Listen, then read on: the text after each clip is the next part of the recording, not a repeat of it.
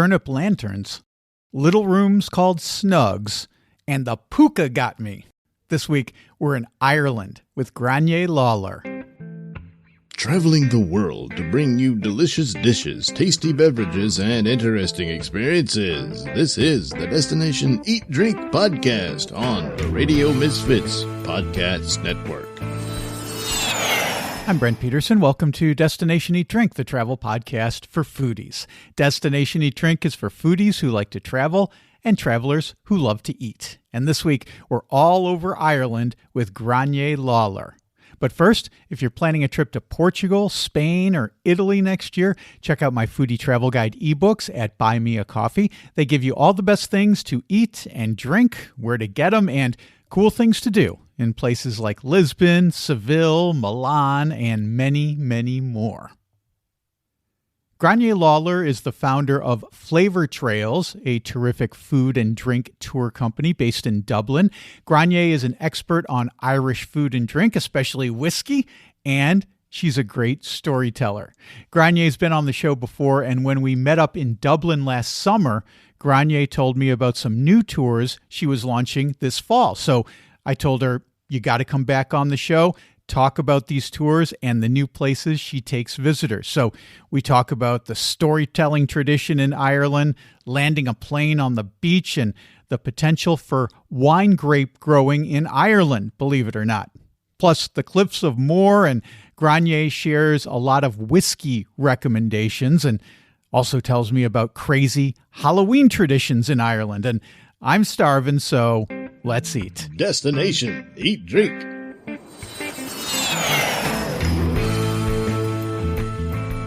Gráinne Lawlor from Flavour Trails. Welcome back to Destination Eat Drink. It's like we're old friends now. I know, and it was so nice to see you in Dublin and get to show you a little corner of where we are. You know, that's really my favorite part of doing this podcast, because a lot of these interviews are done remotely. Occasionally, some people come to me in Lisbon, but most of them are done remotely. And we had only met via Zoom. And then we were coming to Dublin, and you were so kind to be like, well, you got to come and meet us in a pub. And we did that, and we just had a fantastic time. We laughed so hard. We had so much fun. And it just made me think, this must be what it's like hanging out with Gráinne all the time. just laughs and fun and going to the pub. That's it. I mean, when people ask me on tour if there's one thing they have to do when they go to Dublin, I'm always like, it's the pub. And it sounds like such a cliche, but I think Irish pubs just have something different. When I left Ireland first, the shock to my system that every country didn't have pubs in the way that we have. It was like, but this is like breathing in Ireland. Yeah. And it's not all around drinking either. It is about like getting together and, like you said, having a laugh, having a lovely pint, and introducing, you know, people to that culture. And it is so unique to hear. So it's lovely. It's really nice to be able to do it. You know, we've been to Ireland several times, and the thing that you introduced me to that I had just ignored on all my trips to Ireland was the snugs, because we would always go to the bar and hang at the bar, because this is where you get to interact with all the locals, all the regulars, all these folks, and you inevitably strike up a conversation and you make a friend. In a lot of these pubs, and this is all I've been talking about with my friends Gráinne since we got back from Ireland, is how cool these snugs are, these little private rooms that are like around the perimeter of the pub. And for the rest of that vacation, after we left you, Karen and I, every place that we went, we were like, where's the snug? Where's the snug? And that's all we did, was we went into the snugs. Could you take a moment and explain the idea of the snug, what they are, and why I'm so enchanted with them, maybe? Well, they are enchanting little rooms with their little hatches inside. The snug really goes back to when women were not really supposed to go to the pub. You know, you weren't supposed to be seen there, especially in bars. So most pubs have a bar and a lounge, and you'll traditionally see them in the bar. And that was the sanctity of the men. So when I was a girl, I was sort of told that's where we hid the women of ill repute, that shouldn't be in the bar drinking pints with the men. But I heard a lovely story in one of my favorite pubs in Dublin called the Swan, and the guy who owns that pub overheard me telling this story because his pub used to be a whole pub of snugs, and you can still see the post holes in the floor of the pub. And he overheard me telling this group of people this story, and he came over and he said, listen, Gráinne, that's nonsense. It wasn't the ladies of ill repute we were hiding in there. We were trying to protect the women from the men who couldn't behave themselves. So I loved that. But usually when you go into the snug, it's in the corner by the bar, and it has a little hatch in it. So you can open the hatch and order through the hatch. The barman will come over and drop you the drinks through. So it's almost like a little bit of status when you go into the pub.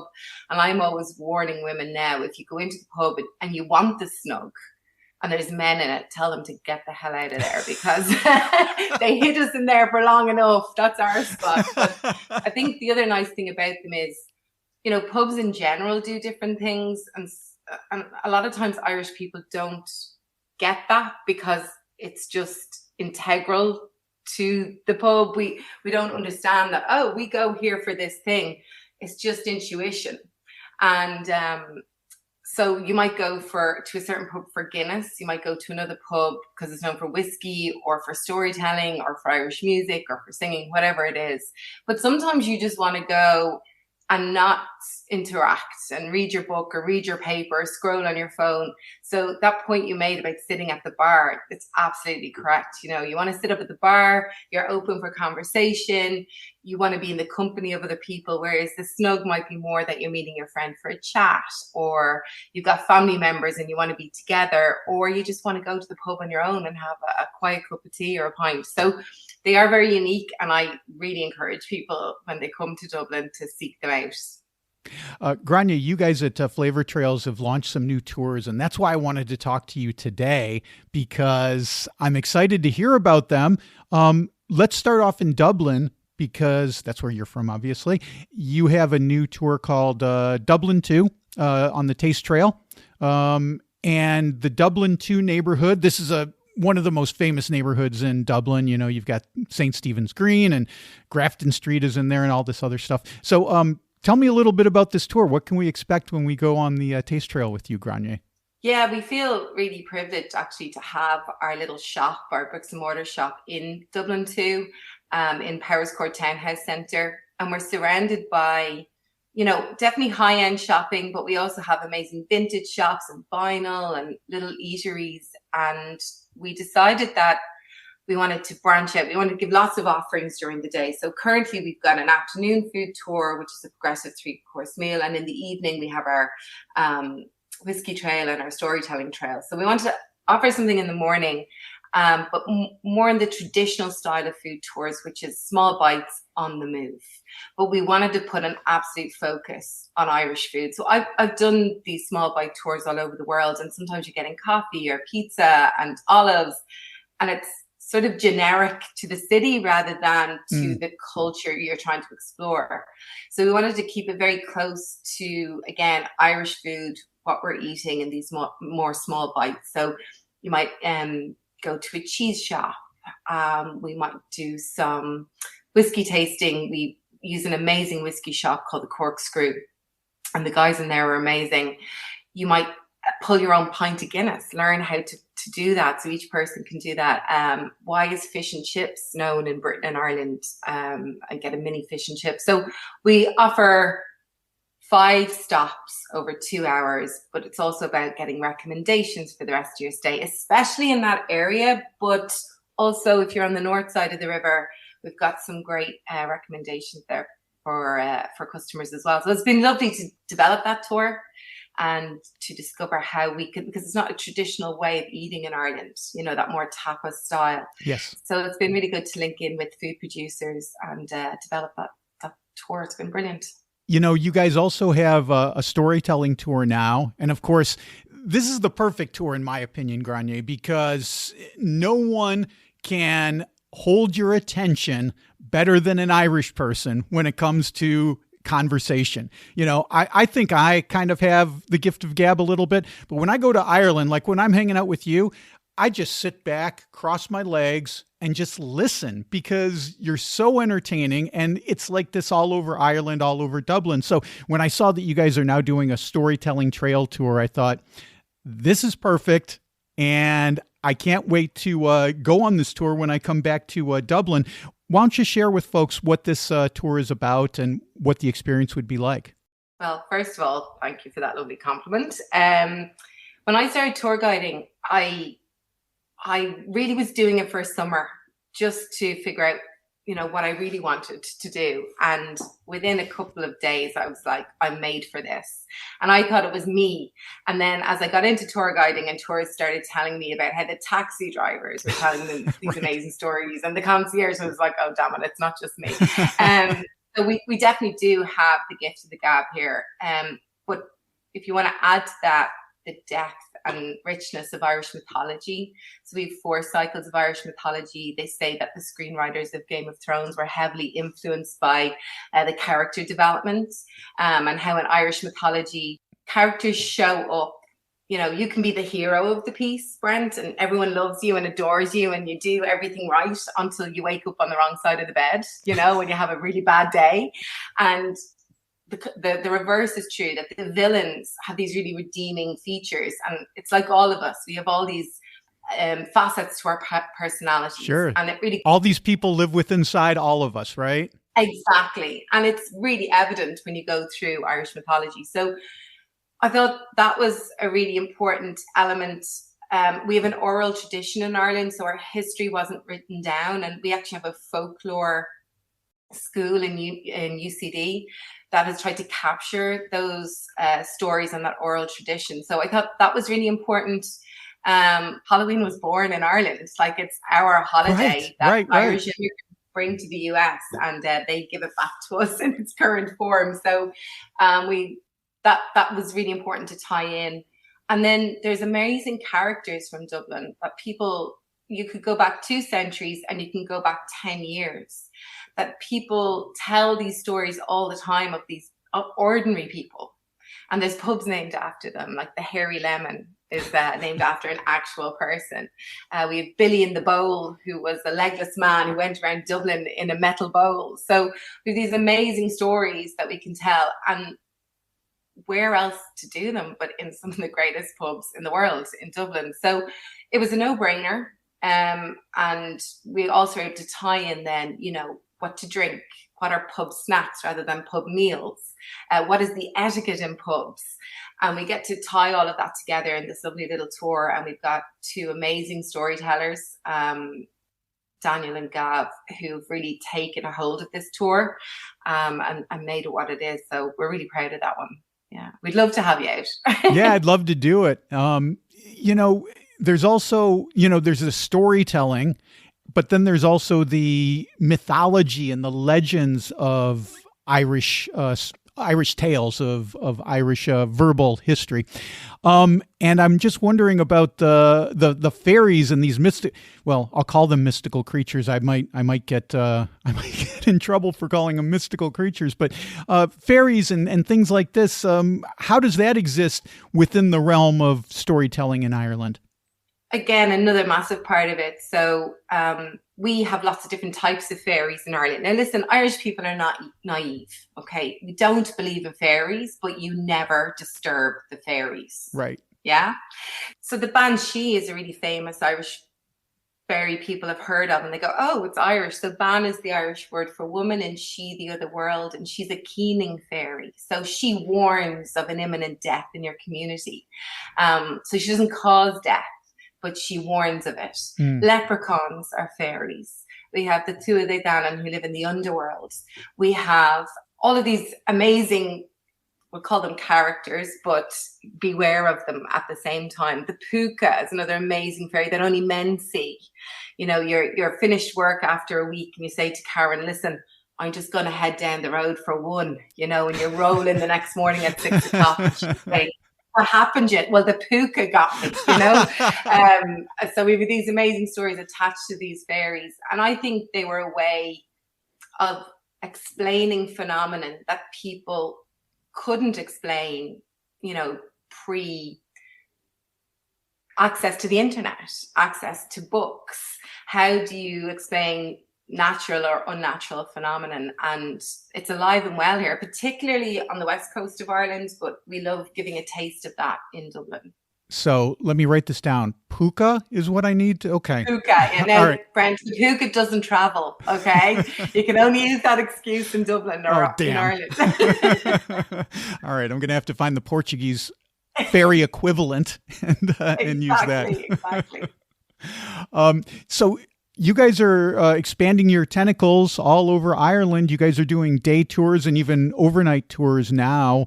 Let's talk about a couple of these places, because when I was reading about them, Gráinne, I was like, oh, okay, so some of these places I've been to, some of these places I have not been to, I haven't even really heard of. So let's talk about a few of those. One of them is your day tour to Clare.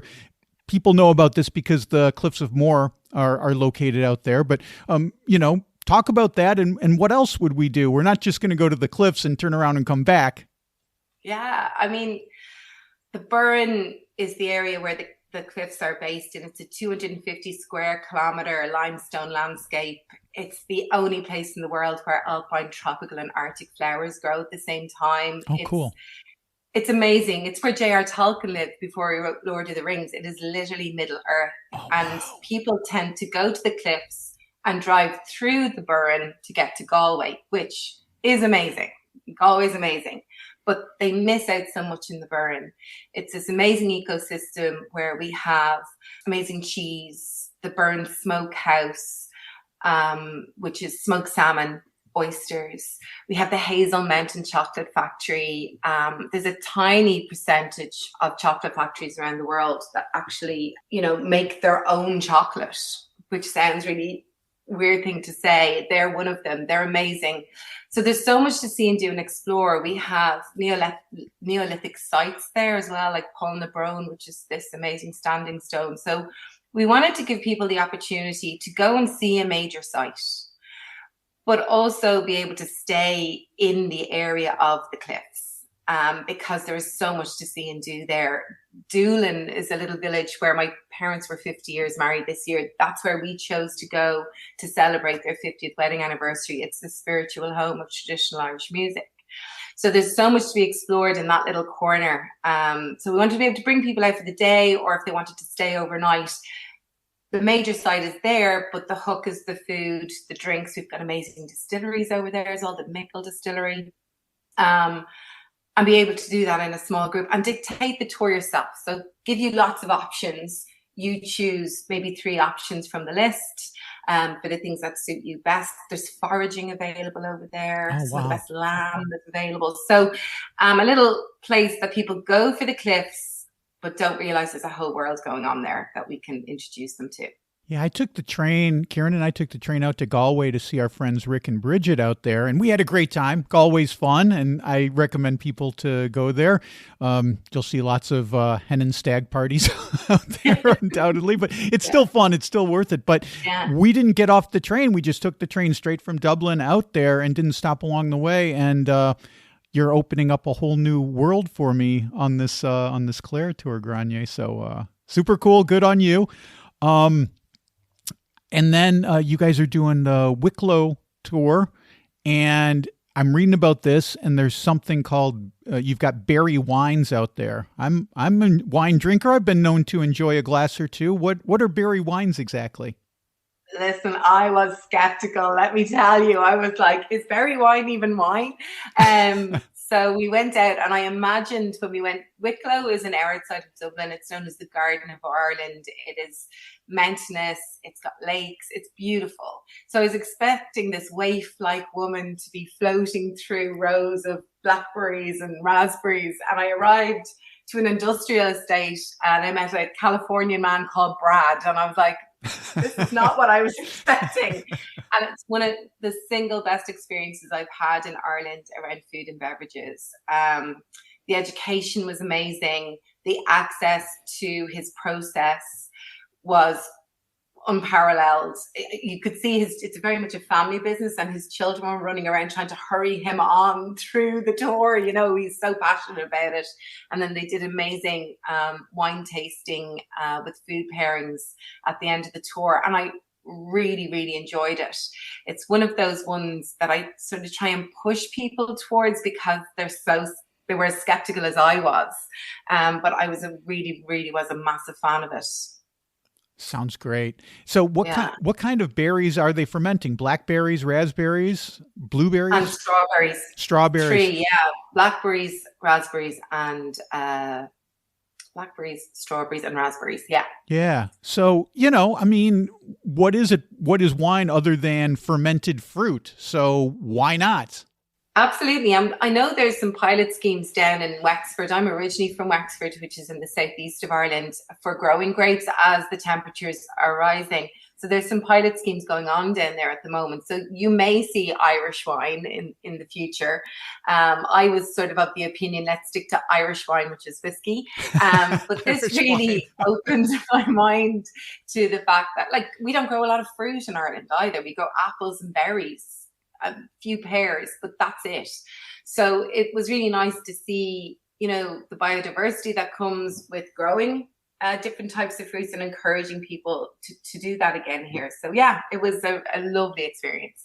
There's no doubt it's coming. I mean, climate change has required vintners and vineyards to move either to higher elevations or more northern latitudes. And so eventually, it may not be during my lifetime, but at some point they're going to be producing gold medal wines in Ireland. There's no doubt about it. Yeah. Let's talk about Donegal, because I've never been there. It's been on my list, but haven't made it yet. What's there to do in Donegal? Donegal is the pinnacle of Irishness, in my opinion. Okay. So we have 3 Gaeltacht areas in Ireland. If you live in the Gaeltacht, you speak Irish all the time. And when we're in school, we learn one of the 3 dialects. So Donegal was not my dialect. But as we say in Ireland, if you don't use it, you lose it. So you have to try and keep your Irish up. And a number of years ago, we went to Donegal, to the Gaeltacht up there, even though it was the wrong dialect. But I wanted to see how different it would be. And oh my word, I just fell in love with the whole county. It's probably the last wild outpost in Europe. It's quite remote. Oh. It's difficult to get to. So a lot of people don't visit there when they come here on holidays. That's why. So we wanted to give people an opportunity to go up there. One of my favorite whiskey distilleries on the island is up there, Crawley, which is really far north as well. So they've opened an airport that last year was named the most scenic airport in the world. You get to land on the beach up in Donegal. So we fly you up. Oh, wow. Yeah, so we pick you up at your airport. We're going to bring you to at your hotel. We'll transfer you to the airport, get you on your little airplane, fly up to Donegal. Only takes a few minutes. Land up there. You get picked up by your driver guide. And then again, a number of options up there because we've Glenveigh National Park. So if you're a hiker, we can bring you up hiking. We've got a couple of distilleries that we love, Schleed League, which are actually higher cliffs than the Cliffs of Moher. Oh. We have the Crawley Distillery, which was an old doll factory. So sufficient amount of creepiness there as well, which we love. And they have reconditioned brandy stills that they transformed into whiskey stills that are absolutely stunning. Irish music just thrives if you know of Enya, who's probably the highest grossing Irish artist. Yeah, amazing. She is from up there, and her family, who are a band called Clannad, they have a pub up there. Oh, wow. So scenery, again, we're back into food, like lamb again, cheese, castles. Like, what else could you want? So you stay overnight, do another activity the following morning, and then we get you back to the airport, fly back to Dublin. So it's literally, if you want to do 24 hours in Donegal, we can do that. If you want to stay another couple of days, that's also extremely achievable. So, we were very excited to bring people to that part of the country. Yeah, I was surprised when I read that you fly people up there. I was like, well, why not just take a bus or a train? But I guess it's so remote that it would take all day to get up there. You might as well hop on a plane and be there in a few minutes, right? Absolutely. And even the roads, it's difficult enough to get up there. You want to be sort of going for a few days. Whereas if you have a limited time, this is a way we can get you up and back down and have a pretty unique experience while doing it. You mentioned that we're recording this right after Halloween, and I actually just wrote in my newsletter about the Celtic roots of Halloween, that we need to thank the Celts for the Halloween celebrations. And I kind of said what you said. The Americans kind of took it to the next level, and now it's it's almost unrecognizable as to what Halloween was when I was a kid, because it was just for little kids going trick-or-treating. Here in Portugal, we have a school right across from us, and all the kids dress up. And they have great costumes, so much fun to see the kids coming and going from school, and the parents and the teachers dress up too. So I started asking some of my Portuguese friends, I said, do they go trick-or-treating? Are there the other aspects, giving out candy and things like this? And that is not part of it at all here in Portugal. It's just the kids dress up and they have some fun, and that's the extent of it.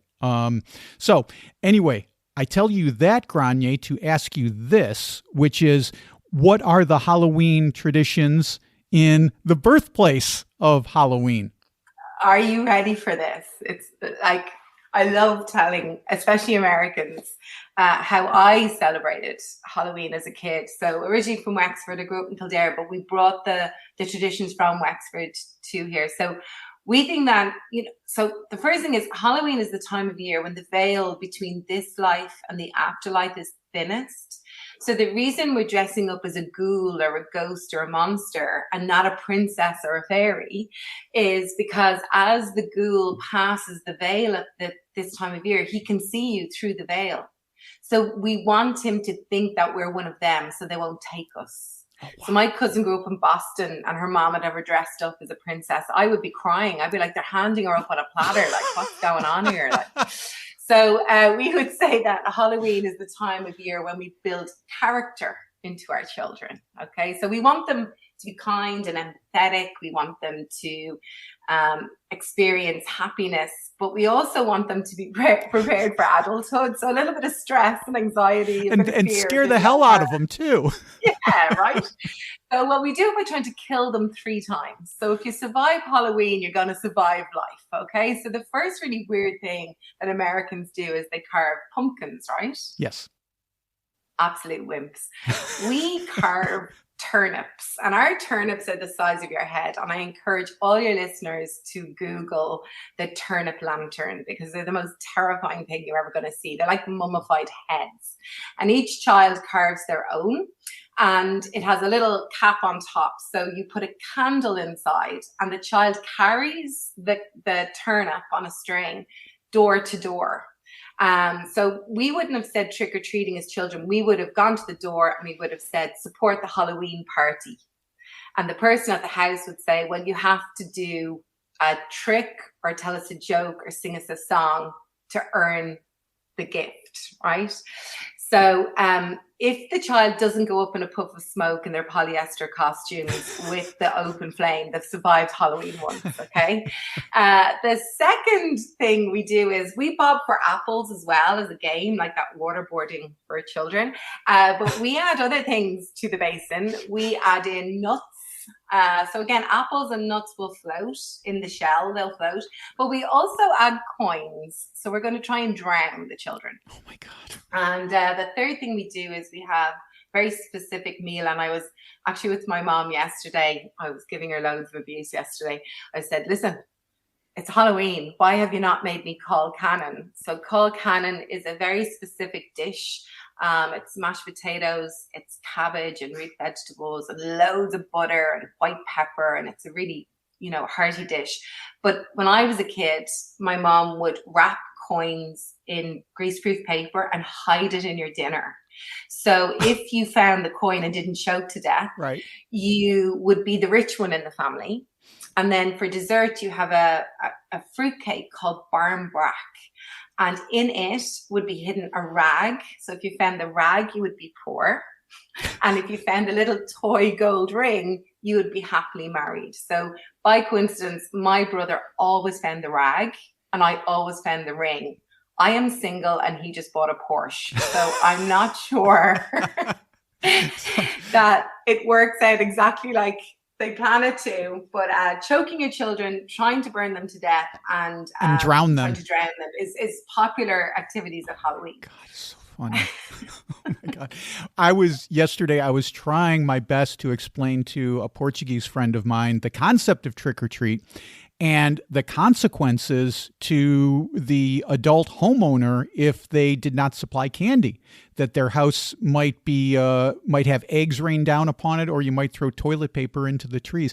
And I am telling you, Gráinne, they were absolutely horrified at this. They could not believe, and so I had to step back and say, of course, I never did any of this. I believe you. Yeah, right.